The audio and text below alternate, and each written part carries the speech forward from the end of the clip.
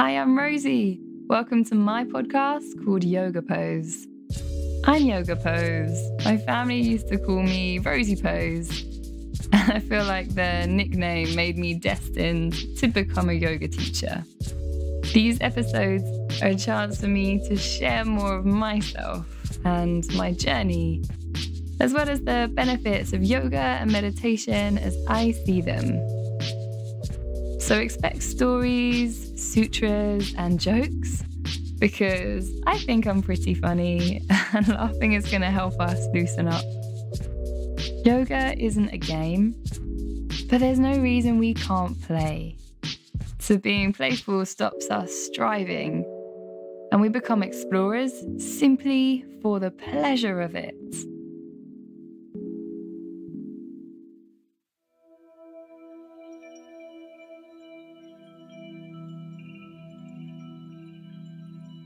This Yoga Pose podcast episode is called Questions, Not Affirmations.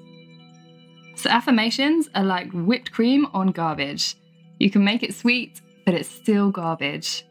That quote is from Ana Forrest, who is a yoga teacher, and I happen to agree.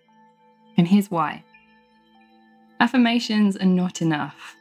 It's too easy for your brain to repeat them, but not really believe them. And when you do that, you're just reinforcing neural pathways. When I was at my unhappiest, statements like, every day, in every way, I'm getting happier and happier, did not touch the sides. Doesn't help because I just read it in a sarcastic voice as well, you know? If affirmations work for you, that is great, and I am totally supportive of that. But here's me presenting an alternative opinion because I never found they worked.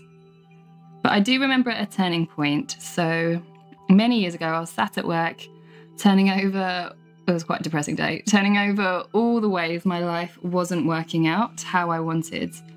You know, pondering relationships, career, all of the big topics that would take a long time to resolve.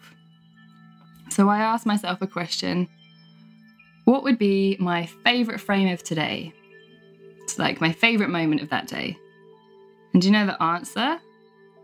Well, like when I think about this, the answer I gave on what was until that moment a very standard day when my life is made into a movie and we get to this point in the film, there'll be really evocative music suggesting this be a huge turning point. Everyone's leaning forwards in their seat, bad posture. Everyone's leaning forwards in their seat, hands are clasped at their chests, and they're waiting with bated breath for the answer. There's a pregnant pause because, you know, I love drama. And it will be emotionally incredibly intense. Yeah, so the answer on the day, my favourite frame on that day, it's pretty personal, but, you know, you've always been so supportive, I'll tell you. So I'd eaten a flapjack in the morning and I decided that I didn't hate it. It was a very depressing day, like I said. That was it. That was honestly the only gratitude I could find. I didn't realise it then, but those rolled oats were honestly a turning point. It was pretty dark realising that in my early 20s, my favourite thing that day was my mid-morning snack. And when I've shared this story with my friends, I've called this my flapjack moment. And that's sort of become a thing in our friendship group. So, you know, hashtag flapjack moment for mental health awareness. So affirmations are too easy for me to read in a sarcastic voice, as you've already heard. And that means they aren't effective. I don't have a neural pathway map to connect emotion and experience to the words. They don't light up my brain. They literally don't light up my brain. You know, if a scan was done where I recite an affirmation, there wouldn't be a huge amount of activity because I don't link the words with emotion or experience. So from that flapjack moment, what I've always found useful is to ask questions that move me forward. They help me to see new resources, options, and possibilities. So how does it work? Well, when you ask yourself a question, your brain will go off and look for the answer. And you can't fake that. We have been conditioned to answer questions. So that's what happens. Asking myself, what's my favourite frame of today, demands that there was a favourite. So whilst the answer on the day I've described wasn't super inspiring, the brain processes behind it were. I had to spend a few minutes searching my experiences that day. Was it picking up the warm paper fresh out of the printer?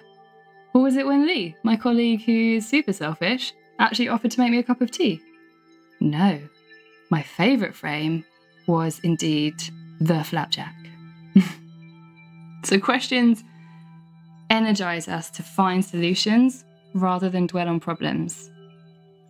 Questions like, what specifically can I do today to move this project forward?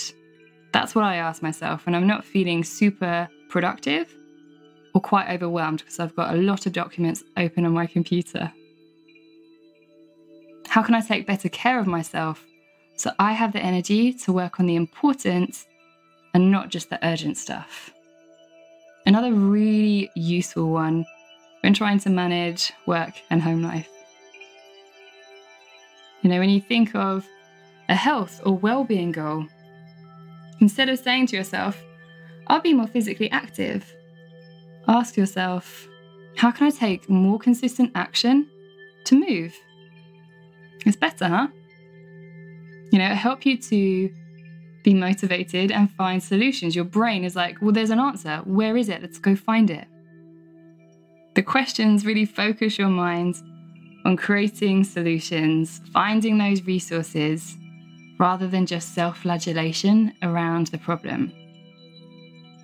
I ask a lot of questions to the yoga teachers that I mentor, and I really enjoy observing as they find the solutions, and it's empowering. So there's lots to consider from today's episode. If you would like me to ask you some questions, help you discover your solutions, I'm available for mentoring. You can check out the details on iamyogapose.com. And it's a little left field, but should we try to make hashtag flapjack moment like a thing? So when you've had a little turning point, a little moment of epiphany, perhaps, hashtag flapjack moment. Let's give it a go. Like 3 of us will do it and we'll connect. It'll be beautiful. With that in mind, can you share this post on social media? You're welcome to tag me, do your thing, so I can connect with you directly. And do look out for an Instagram post coming up where I will be inviting you to, this is a tongue-in-cheek kind of thing, I'll be inviting you to share your favourite affirmations. So here's one of mine. It was said in a yoga class to me. I'm trying to think what pose we're in. Maybe we're in a meditation. So we've done a really beautiful meditation, and then it was finished off with this absolute stinker. The future is bright and happy. I only look on the bright side of things. Ugh, I think my eyes sprung open from the meditation. It was very jarring. There's a part of me that is sweet and nice, and I understand that teacher wholeheartedly wanted us to believe that and to feel that, and that's so beautiful. Of course it is. I'm not that horrible. However, it's not true. It isn't true, is it? The future is not bright and happy, and I can't possibly only look on the bright side of things. And when it's found out that isn't true, because I've got upset about something, I'm going to feel doubly worse because I had this affirmation that was meant to free me of these human trappings, and then I'm like, oh, I said those words in the class. I said them a few times after the class as well because I thought they were really nice, and it hasn't changed. I still feel unhappy. Nothing has shifted. So what's really important, of course we can offer affirmations or these cute little sentences. You just got to hope I'm not in the class when you're teaching it, because I might pull a face. But you can share these things, but I'm really trying to educate and explain your brain doesn't connect with this at all. It doesn't change how it thinks. It's just like, yeah, that's cute, I hope that's true, and then moves on to the next thing of how awful your life is, or how things haven't worked out just right. So I really, really encourage you as individuals and teachers listening to consider asking questions of people rather than these statements which don't light up the brain. They don't change how we feel. Questions are empowering. Thank you so much for listening to Yoga Pose.